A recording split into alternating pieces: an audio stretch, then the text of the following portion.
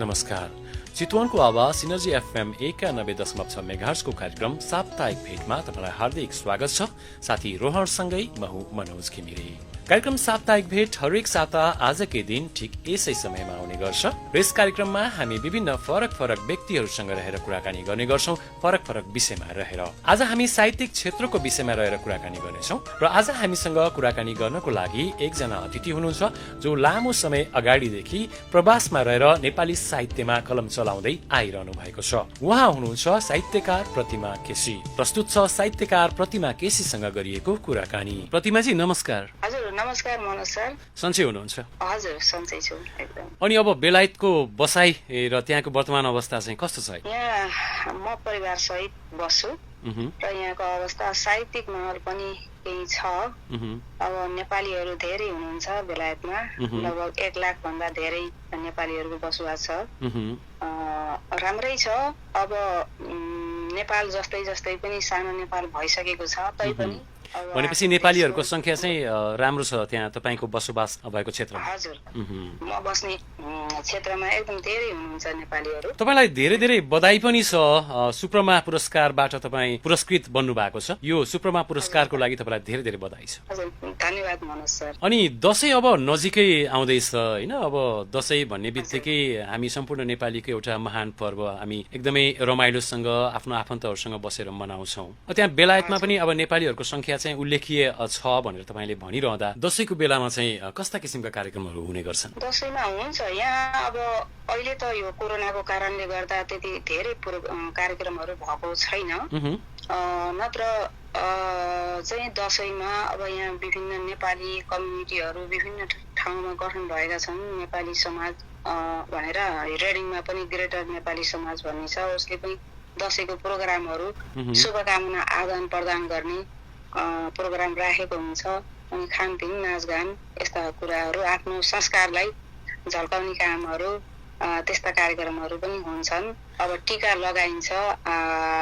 हाम्रो अब दशैंमा हाम्रो दशैंमा बिदा नमिले पनि अब के बिदा मिलाउन गाह्रो हुन्छ सबैलाई, तर जति बिदा मिलाइन्छ भनौँ त्यो त्यहाँबाट समय निकालेर साँझमा होस् अथवा बिहान कति बेला हुन्छ समय निकालेर हामीले आफ्नो चाडबाड संस्कृतिलाई मनाउँदै आएका छौँ। अब तपाईँ त साहित्य क्षेत्रमा रुचि राख्नुहुन्छ, साहित्यकार पनि रहनुभयो होइन? साहित्य सम्बन्धी कार्यक्रमहरू चाहिँ हुन्छन् कि हुँदैनन्? हुन्छन्। यस्तो हामी चाहिँ कहिलेकाहीँ तीजको बेलामा पनि पोहोर साल हामी मुक्तक प्रतिष्ठान बेलायतले हामीले तीज विशेष भनेर कार्यक्रमहरू राखेका थियौँ होइन? र अहिले पनि यो साहित्य कार्यक्रमहरू विभिन्न सङ्घ संस्था साहित्यिक सङ्घ संस्थाहरूले राख्नुहुन्छ र आयोजना गर्नुहुन्छ। अहिले तीजको बेलामा पनि यो इन्स भन्ने एउटा अन्तर्राष्ट्रिय नेपाली समाज भन्ने नयाँ संस्था रहेछ भर्खर गठन गरेको। म चाहिँ त्यसको अन्तर्राष्ट्रिय भाषा तथा साहित्य समितिको सचिवमा राख्नु भएको छ उहाँले। र उसले चाहिँ तीजमा पनि प्रोग्राम गरेको थियो। जस्तै यहाँ अनेसास भन्ने छ, मुक्तक प्रतिष्ठान छ, जस्तै अब विभिन्न साहित्यिक संस्थाहरू छन्। एउटा साहित्य सङ्गम भन्ने हामी रेडिङमा पनि सानो समूह गठन गरेका छौँ। त्यसबाट पनि हामीले समय समयमा तीजको शुभकामना आदान प्रदान, दशैंको तिहारको होइन, अनि त्यस्तै गरेर लक्ष्मी प्रसाद देवकोटाको जन्म जयन्तीमा पनि प्रोग्रामहरू गर्छौँ। भर्खर हामी भनौँ अब 2-3 हप्ता अगाडि हामी मोतीराम भट्टको जन्म जयन्ती मनायौँ हामी मुक्तक प्रतिष्ठान बेलायतले। त्यसभन्दा अगाडि अनेसासले यो भानुभक्त आचार्यको प्रोग्राम गर्यो। अनि विभिन्न संस्था हुनुहुन्छ यहाँ, धेरै छन् सङ्घ संस्थाहरू। जस्तो साहित्य सम्बन्धी विभिन्न किसिमका कार्यक्रमहरू भइरहन्छन् भनेर भनिरहँदा साहित्यकारहरू चाहिँ कति जति संख्यामा हुनुहुन्छ बेलायतमा? मलाई लाग्छ धेरै नै भयो जस्तो लाग्छ है। बेलायतमा धेरै हुनुहुन्छ, एकदम राम्रो लेख्ने मान्छेहरू हुनुहुन्छ। गीतमा पनि उत्तिकै गीत, गजल, मुक्त कविता हरेक क्षेत्रमा लागेका व्यक्तित्वहरू साहित्यकारहरू मैले धेरै देखेको छु। हामीले संस्था पनि त्यत्तिकै छन्, धेरै नै छन्। भर्खरै मात्रै पनि मैले सुप्रमा पुरस्कारको कुरा पनि गरेँ होइन, जसबाट तपाईँ पुरस्कृत बन्नु भएको छ। यो बेलायतका सर्जकहरूलाई प्रदान गरिने पुरस्कार रहेछ सुप्रमा पुरस्कार भन्ने। खास यो कस्तो पुरस्कार हो, यसको बारेमा केही हामीलाई बताइदिनुहोस्। के रहेछ भने यो सुपरमा इपरमा पुरस्कार भनेर भनिएको रहेछ। सुरुमा सुपरमा पुरस्कार भनेर गठन गरिएको रहेछ। यो चाहिँ उहाँ ईश्वर प्रसाद मानन्दर, उहाँ चाहिँ यहाँको बेलायतको आदिकवि जस्तै उहाँ नै पहिलो कवि भएको हुनाले बेलायतको आदिकवि मानिनु रहेछ उहाँ चाहिँ। र उहाँले आफ्नो बुवा सुन्दर प्रसाद मानन्दरको सम्झनामा एउटा चाहिँ यो पुरस्कारको व्यवस्था गर्नु भएको रहेछ। त्यसमा चाहिँ अब विशेष गरी डाक्टर रूपक श्रेष्ठ को सल्लाहमा उहाँहरूले त्यो चाहिँ पुरस्कारको व्यवस्था गरेर त्यो चाहिँ अन्तर्राष्ट्रिय नेपाली साहित्य समाज अनेसासा बेलायत शाखाले बेलायतका सर्जकहरूबाट प्रकाशन भएका कृतिहरू मध्ये त्यो वर्षमा प्रकाशित भएका कृतिहरू मध्ये जसलाई उत्कृष्ट ठान्छ त्यो कृतिलाई चाहिँ उहाँहरूले पुरस्कृत गर्ने चलन रहेछ। र यति बेला चाहिँ यो म चाहिँ 8औं नम्बरमा पर्छु। अहिले यो वर्षको पुरस्कार चाहिँ उहाँहरूले मलाई दिनुभएको छ र त्यसबाट सम्मानित गर्नुभयो। म अनिशासक बेलायत प्रति र पुरस्कारको जुन व्यवस्थापन गर्ने यो गुठी स्थापना गर्ने मानन्दर परिवारप्रति पनि म एकदम आभारी छु। र स्पष्ट रूपमा अझै सबैलाई बुझ्नलाई सजिलो हुने गरी जस्तै यो ईश्वर प्रसाद मानन्दर भनेको अब हाम्रो नेपालको एकदम पुरानो अनि राम्रो कलाकार करिश्मा मानन्दर हुनुहुन्छ नि, हजुर हिरोनी भनेर हामीले चिन्छौँ होइन, सबैले चिन्छ। उहाँको चाहिँ ससुरा हुनुहुन्न रहेछ ईश्वर प्रसाद मानन्दर भनेपछि विनोद मानन्दरको बुवा हुनुभयो। हजुर, विनोद मानन्दरको बुवा ईश्वर मानन्दर उहाँले स्थापना गरेको पुरस्कार। अनि उहाँ पनि यो पुरस्कार स्थापना गरेपछि 1 वर्षमा उहाँ पनि बित्नु भएपछि अनि उहाँको बुवा सुन्दर प्रसाद मानन्दर र उहाँ ईश्वर प्रसाद मानन्दरको दुवैको नाम अहिले गाँसिएर सुपरमा इपरमा पुरस्कार भनेर अहिले चाहिँ त्यसरी नामाकरण गर्नुभएको छ। यस्तो रहेछ। अब साहित्य क्षेत्रमा लाग्नु भएको पनि पक्कै पनि लामो समय नै भयो होला, जसले गर्दा आज तपाईँलाई पुरस्कारले पुरस्कृत पनि गरिएको छ। लगभग कुन उमेरदेखि साहित्य क्षेत्रमा तपाईँको रुचि बस्न थाल्यो र तपाईँले हालसम्म सार्वजनिक गर्नुभएका तपाईँका कृतिहरू चाहिँ के छन्? हजुर, म साहित्यमा त सानैदेखि भनौँ न पढ्ने बेलादेखि 7-8 कक्षा 6 कक्षातिर पुगेपछि मलाई एकदम रुचि लाग्थ्यो। त्यति बेला मैले गौरी शोक काव्य पढ्थेँ, राष्ट्रकवि माधव घिमिरेको गौरी शोक काव्य, र त्यसपछि चाहिँ मैले पढेँ मुना मदन। र यी दुईवटा कृतिबाट म अत्यन्त प्रभावित थिएँ।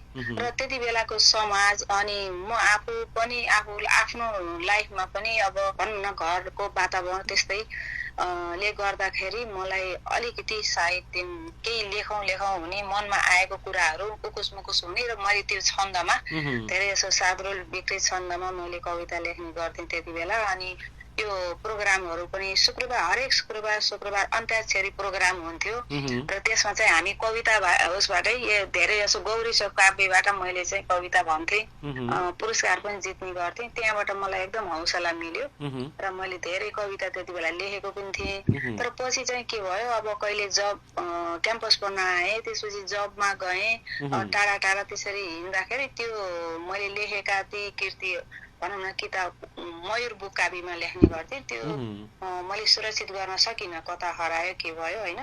त्यसपछि म मेरो अलिकति त्यो साहित्यबाट म टाढा भएँ, विश्राम जस्तै भयो। त्यसपछि म क्याम्पस लाइफमा भनौँ क्याम्पस पढ्दा पाल्पा त्रिभुवन बौद्धिक क्याम्पस पाल्पा पढ्दाखेरि त्यहाँ मैले एउटा कविता लेखेँ, हामी नारी भन्ने कविता। त्यहाँको सत्य पत्रिकाले छापेको थियो त्यति बेला। त्यो नै मेरो छापेको मध्येको सबभन्दा पहिलो कविता त्यो हो। र त्यसभन्दा अगाडि लेखेको छन्द कविताहरू अहिले मसँग छैनन्। त्यसपछि पनि केही मैले लेख्दै थिएँ, तर छाप्ने अनि यसरी किताबै निस्कन्छ भन्ने जस्तो त्यस्तो चाहिँ मलाई त्यति बेला लाग्दैन थियो। त्यस्तो सोचाइ पनि थिएन। अनि पछि अलिअलि लेख्थेँ। अनि यता बेलायत आएपछि विशेष गरी अनि अलिकति सबै कुराको सुविधा पनि भयो। अब आफूले मोबाइलमा पनि लेख्न सकिने भयो होइन। घरमा अब कम्प्युटरमा लेख्न सकियो। अनि त्यस्तै धेरै कुराहरू। अनि बच्चा नेपालमा छोडेर आएको त्यो फेरि उकुस मुकुस भयो। अनि कहिले बच्चाको बारेमा लेख्यो, कहिले के लेख्यो गर्दा गर्दै अहिले लेखन चाहिँ र रुचि चाहिँ मेरो सानै 6 कक्षादेखि नै रुचि हो। तर प्रकाशन गर्ने क्रममा चाहिँ म धेरै ढिला हो। भर्खर मात्र यो मेरो पहिलो गद्य कविता सङ्ग्रह पानीको विद्रोह भनेर मैले 2 वर्ष अगाडि निकालेको थिएँ। यो नै मेरो पहिलो एकल कविता सङ्ग्रह भनौँ कृति हो। जुनबाट तपाईले पुरस्कार पनि हात पार्नु। हजुर यही कविता पानी सङ्ग्रह पानीको विद्रोहलाई यहाँको अनिस आशाले यसपटक चाहिँ पुरस्कृत गर्नुभयो। म पहिलो कृतिबाट नै पुरस्कृत हुन पाउँदाखेरि चाहिँ कस्तो महसुस भयो? हजुर एकदम मलाई चाहिँ एकदम भाग्यमानी लाग्छ म आफैलाई अहिले। किन मेरो पहिलो कृति नै यही हो र यसैलाई उहाँहरूले पुरस्कृत गर्नुभयो। त्यसपछि मैले संयुक्त रूपमा गीत, गजल, कथा, कविताहरू, मुक्तक अनि हाइकु यस्ता यिनीहरू चाहिँ संयुक्त सङ्ग्रहको रूपमा धेरैवटा पुस्तकहरूमा प्रकाशित भएका छन्। हुन्छ प्रतिमाजी, हामी अझै गहिराईमा पुगौँला कुराकानी गर्दै। तपाईँको आफ्नै कृतिबाट तपाईँलाई वाचन गर्न मन लागेको कविता अथवा मुक्तक अथवा के छ, तपाईँ हामीलाई वाचन गरेर सुनाउनुहोस् न एउटा। मैले यहाँलाई यही सान्दर्भिक होला। अहिले चाहिँ यही मेरो पुरस्कृत कविता सङ्ग्रह पानीको विद्रोहबाट मैले यो सिनर्जी एफएम सुनेर बस्नुहुने सम्पूर्ण श्रोताहरूलाई र यहाँलाई सबैलाई मैले यो दशैं भन्ने कविता वाचन गरेर सुनाउन चाहे। समय सान्दर्भिक हुने भयो। हजुर समय सान्दर्भिक पनि लाग्यो मलाई यही नै। र यसमा यो कवितामा मैले प्रायः मेरो जन्मघर गुल्मी जिल्लाको पौदी अमराई, तत्कालीन पौदी अमराई हो। अहिले मुसिकोट गाविस भने मुसिकोट नगरपालिका गाउँपालिका के भएको छ अहिले।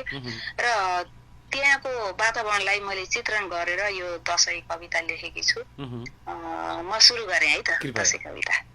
हजुर। दशैं।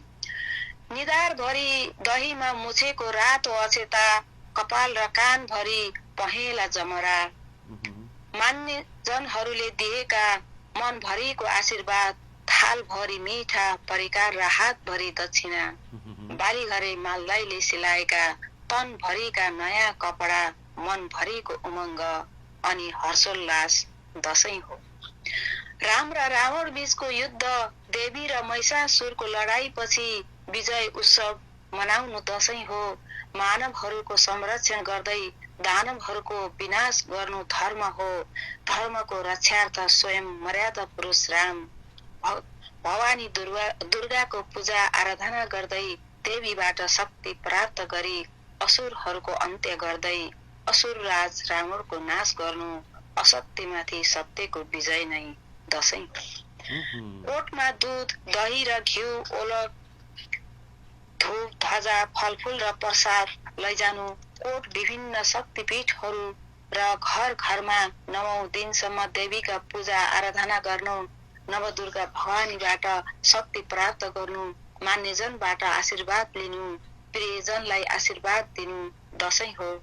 वर्षायाम सकिए लगत्तै सेताम्ने फुलेर झर्ने पारिजातको सुगन्ध, खेतमा झुलेका लह लह धानका बाला, पाखामा फलेका सुन्तला, नास्पति, बदाम र ओखर, घर छेउको ढिकमा पाकेका बेलौती र अमिला, पटपटी फुटेर झुन्डिएका झेक्राका पहेँला काँक्रा, आँगनको डिलतिर मखमली, सयपत्री र गोदावरीको लोभ लाग्दो बैंस, सबैको सङ्गम ऋतुराज शरद याम नै दशैं हो।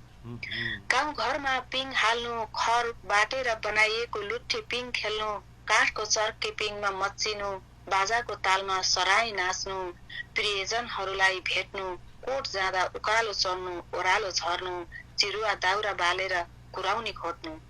दशैंको विशेष पाउर केरा पकाउनु, यिनै कुराको सम्मिलन दशैं हो, यति मात्र कहाँ हो र दशैं।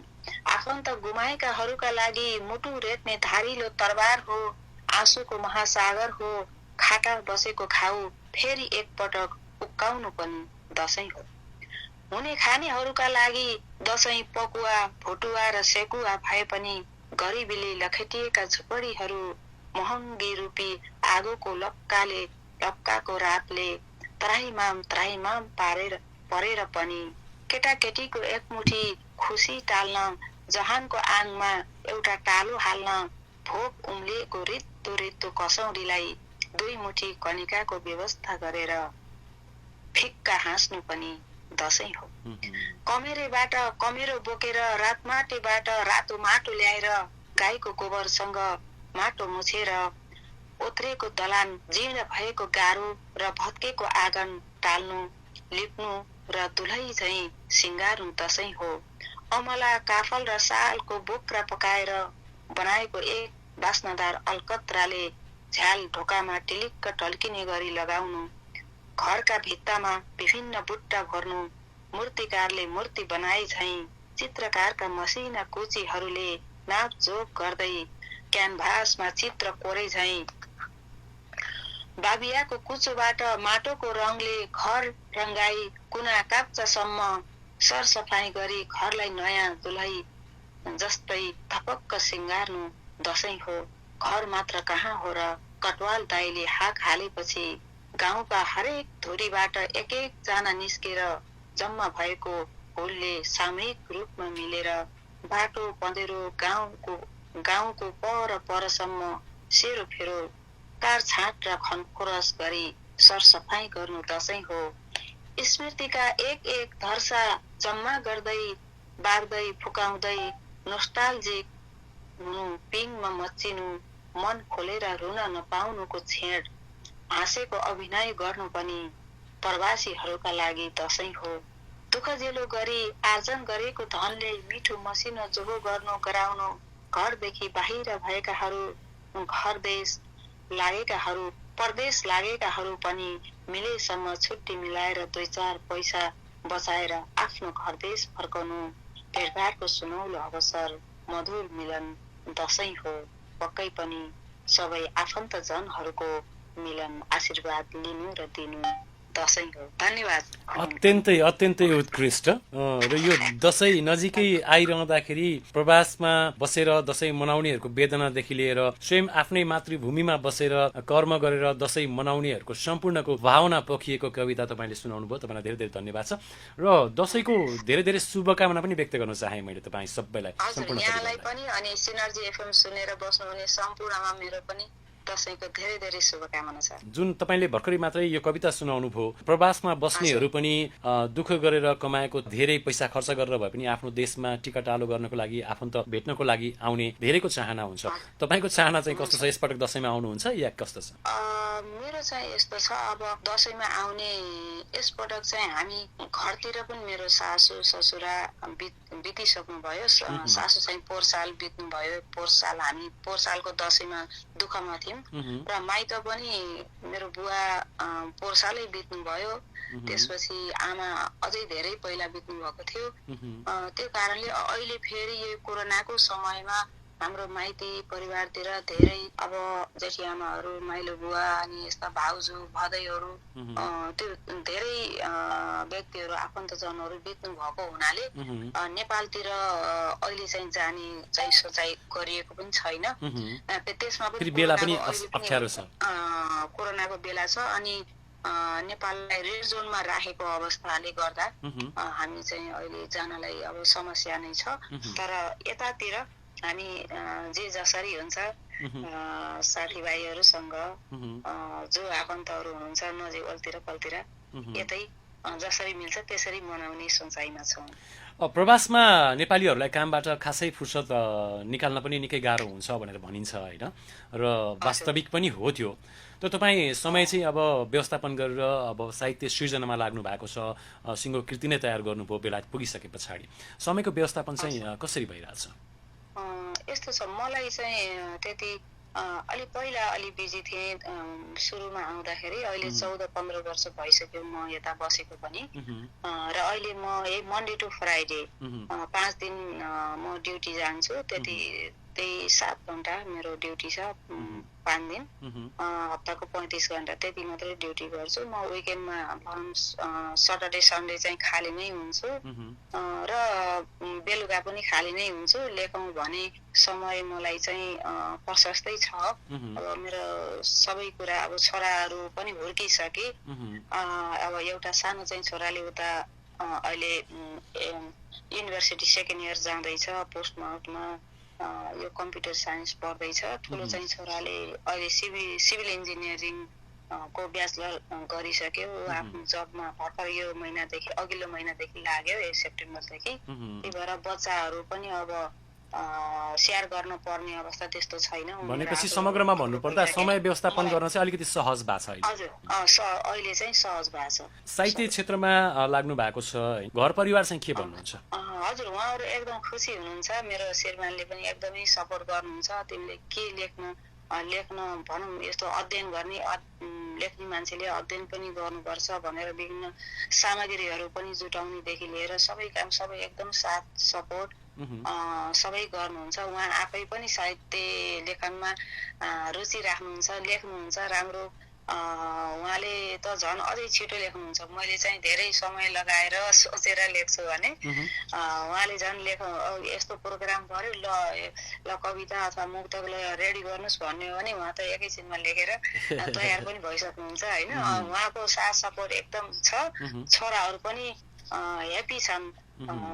अब सबैको अब साथीभाइ सबैको राम्रो साथ छ। साहित्यिक हजुर छ, साहित्यिक माहौल पनि छ। अब आफ्नो स्वास्थ्यले साथ दिन पर्यो, त्यति हो। हजुर, अघि तपाईँले भने जस्तै बेलायतमा पनि विभिन्न किसिमका साहित्यिक कार्यक्रमहरू भइरहन्छन् भनेर भनिरहँदा साहित्यप्रति रुचि राख्ने त्यहाँका श्रोता अथवा दर्शकहरूको चाहिँ कतिको उपस्थिति हुने गर्छ? हुनुहुन्छ। अहिले त हामी अब यो कोरोनाको समयमा हामी जुमबाट धेरै प्रोग्रामहरू गर्यौँ होइन, गर्छौँ।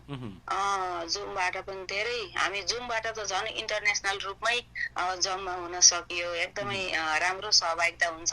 र अहिले यो कोरोना भन्दा अगाडि त हामी भौतिक रूपमा, फिजिकल रूपमा पनि धेरै जम्मा भइन्थ्यो। रुचि राख्नुहुन्छ, जम्मा हुन्छ।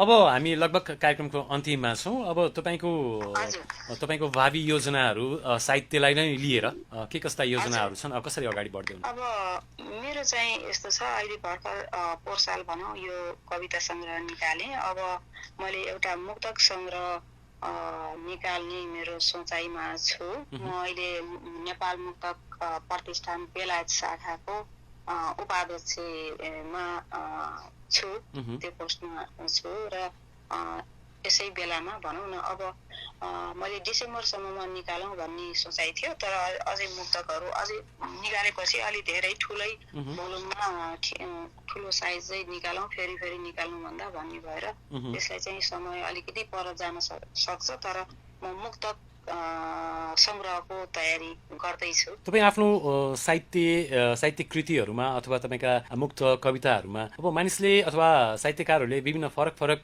आफ्ना सन्देशहरू पुर्याउन चाहिराखेका हुन्छन् होइन? तपाईँ चाहिँ आफ्नो साहित्य सृजनामा कस्ता किसिमका सन्देशहरू पुगोस् अथवा राख्न चाहनुहुन्छ? मैले चाहिँ प्राय गरी मैले धेरै जसो महिलाहरूको समस्या, समाजले महिलाहरूलाई हेर्ने दृष्टिकोणहरू, त्यो सम्बन्धी कुराहरूलाई मैले धेरै चाहिँ मैले लेख्ने गर्छु होइन। त्यसपछि समसामयिक विषयमा पनि मैले लेख्छु। धेरै जसो महिलाका दुःख पीर मर्काहरूलाई अलिकति आफू पनि महिला भएको कारणले त्यो कुरामा अलिकति रुचि पनि, अनि अलिक गहिराइसम्म जान पनि सकिने, आफूले महसुस गर्न पनि सकेसम्म त्यस्तो काल्पनिक कुरा भन्दा यथार्थ कुरा नै लेख्दा राम्रो हुन्छ जस्तो लाग्छ। त्यही भएर मैले त्यसरी गर्छु। अघि मैले भनिहालेँ हामी कार्यक्रमको लगभग अन्तिममा छौँ। तपाईँसँग अब जुन नयाँ कृति तयार गर्दैछु मुक्तक सम्बन्धी भनेर भन्नुभयो, कुनै मुक्तक छ भने हामीलाई सुनाउनुहुन्छ एउटा? हजुर, म सुनाउन सक्छु। म एउटा मुक्तक सुनाउँछु है त। परदेशमा श्रम गर्छु पसिना, घर देशको माटोमा पोखिएको छ। मन्दिरै मन्दिरको देश रगतमा बगेको हृदयमा खोपिएको छ। परदेशमा श्रम गर्छु पसिना घर देशको माटोमा पोखिएको छ। मन्दिरै मन्दिरको देश रगतमा बगेको हृदयमा खोपिएको छ। आस्था र प्रेमको पनि भौगोलिक सिमाना नाप्छन् मान्छेहरू। आस्था र प्रेमको पनि भौगोलिक सिमाना नाप्छन् मान्छेहरू। म समुद्रको किनारमा छु, मेरो मन सगरमाथामा रोकिएको छ। म समुद्रको किनारमा छु, मेरो मन सगरमाथामा रोकिएको छ। साँच्चीको तपाईँले भने जस्तै प्रवासमा रहँदाखेरि नेपालको माया अथवा नेपालीहरूको सम्झना, आफन्तहरूको सम्झना चाहिँ कतिको आउँछ? एकदमै एकदमै जति देशमा बस्दा जति माया हुन्छ त्योभन्दा धेरै गुणा हामी त यहाँ हरेक पलमा नेपाली भएर त्यहाँ चाहिँ चिनिनु पर्छ। अनि त्यो कारणले गर्दा धेरै माया र देशको चाहिँ सम्झना एकदमै धेरै हुन्छ। हजुर हुन्छ, तपाईँलाई फेरि पनि अन्तिममा विजयादशमीको धेरै धेरै शुभकामना छ र जुन सुप्रमा पुरस्कार तपाईँले प्राप्त गर्नुभयो त्यसको लागि फेरि पनि हामी अन्तिममा बधाई पनि दिन्छौँ। कार्यक्रममा फेरि पनि हामी यस्तै समय मिल्यो भने प्रवासबाट अन्य साहित्यकारहरूलाई पनि जोड्ने प्रयास गर्नेछौँ। समयको लागि तपाईँलाई धेरै धेरै धन्यवाद छ। धन्यवाद मनोज सर। अब यो समय र साथको लागि म यहाँसँग आभारी छु र सबै यो रेडियो कार्यक्रम सुनेर बस्नुहुने सम्पूर्ण श्रोताहरूप्रति पनि म आभारी छु। यहाँहरूलाई सबैलाई मेरो दशैंको शुभकामना छ र मिल्छ भने मेरो पानीको विद्रोह कविता संग्रह नेपालमा विभिन्न पुस्तक पसलहरूमा छन् र यसको उद्देश्य पनि मैले यसबाट बिक्री भएको सम्पूर्ण रकम मैले बालबालिका अनाथ बालबालिकाहरूलाई शिक्षाको लागि भनौँ न पढाइको लागि खर्च गर्ने मेरो प्रतिबद्धता छ। मैले 6-7 जना बच्चाहरूलाई अहिले पनि सहयोग गरिराखेको छु। यसको जति पैसा आम्दानी जे आउँछ मैले सबै नै त्यहाँ लगानी गर्ने गरेछु। अब इच्छुक यो एउटा सेवाको हिसाबले यहाँले उपलब्ध कुन पुस्तक पसलहरूबाट किनेर चाहिँ सहयोग गरिदिनु होला भन्न चाहन्छु। धन्यवाद। साहित्यकार प्रतिमा केसी लामो समय अगाडिदेखि बेलायतमा रहेर नेपाली साहित्यको क्षेत्रमा कलम चलाउँदै आइरहनु भएको छ। हो, आज कार्यक्रम साप्ताहिक भेटमा हामीले साहित्यकार प्रतिमा केसीसँग कुराकानी गर्यौं। पुनः अर्को साता कार्यक्रममा यसै गरी एकजना अतिथिको साथमा उपस्थित हुने नै छौं। तबसम्मको लागि आजका हाम्रा अतिथि साहित्यकार प्रतिमा केसी र म मनोजलाई पनि बिदा दिनुहोस्। नमस्कार।